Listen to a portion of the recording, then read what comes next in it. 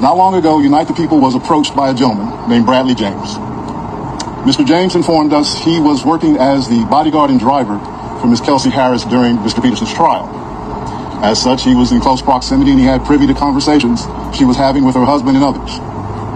Mr. James informed us he was not under a non-disclosure agreement or a confidentiality agreement and was free to speak with Unite the People, and that he was doing it because his conscience would not let him not speak and leave a man in prison for something he did not do.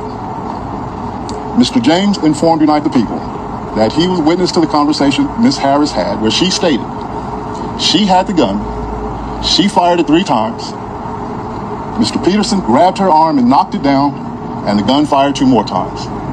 In essence, Mr. Peterson never shot anybody, never even touched that gun, never fired the gun. This statement aligns with the statement of the only non-party witness to the case, Mr. Sean Kelly, who at trial testified he saw 2 women fighting, 2 men break up the fight, 1 man grabbed the other one's arm.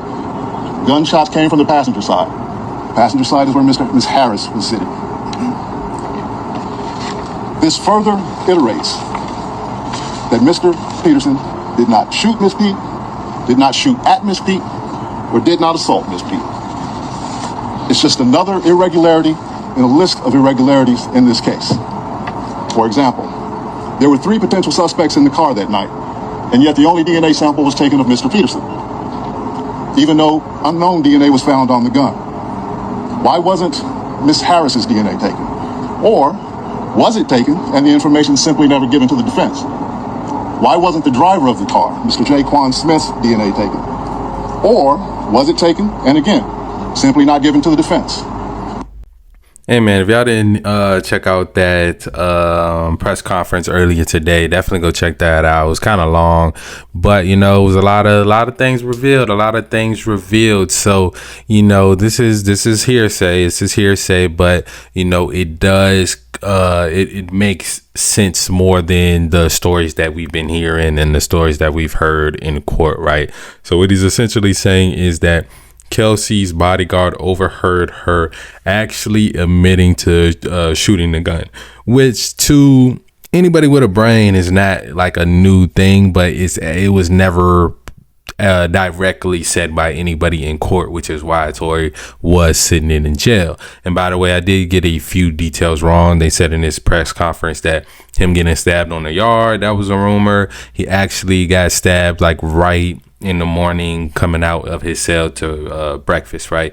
I guess dudes were waiting. This was a somewhat targeted attack. It was a 42-year-old Hispanic man that stabbed him, that was like already serving a life sentence. So I did get that part right about it being lifers in there that don't care, that definitely don't care. But the reason why this information came out today is because they were waiting for, I guess, some next court hearing. I know he still has appeals and he has a big team of lawyers and people working together trying to get him his freedom. So essentially they were they've known this for a while, right? They've known this for a while. They reached out to Megan's team and they reached out to Kelsey's team. Megan's team was the only one that responded.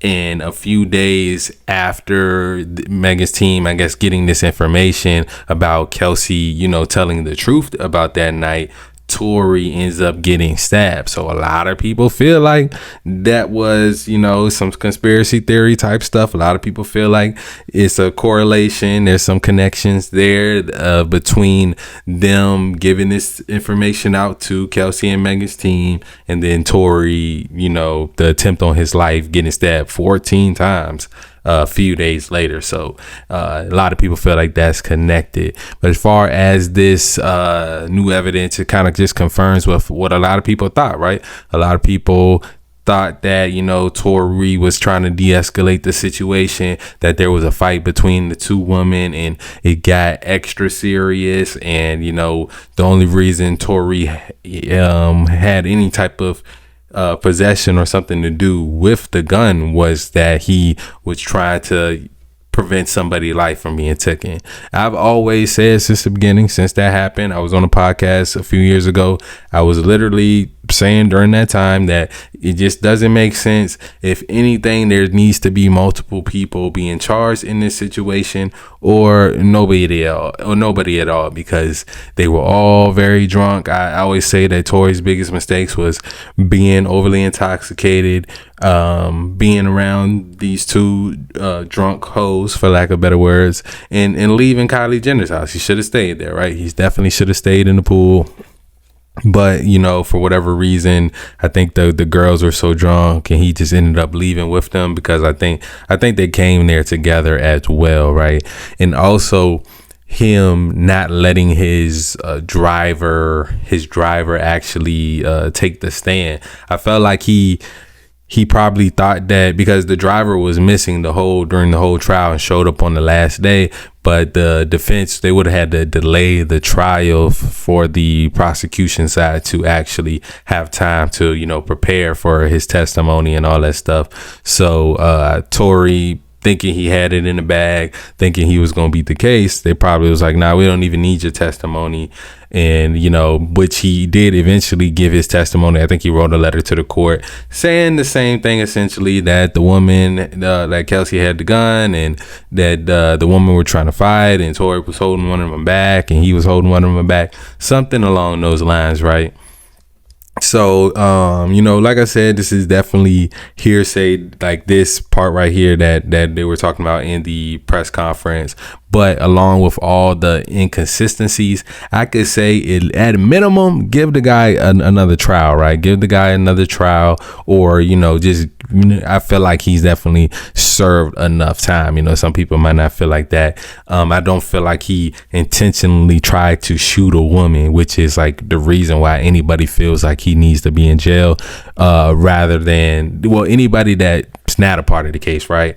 Of course, Kelsey trying to protect her ass. That's why she testified to get immunity. And why else would she need immunity? You know, why else would she need immunity if she didn't do anything?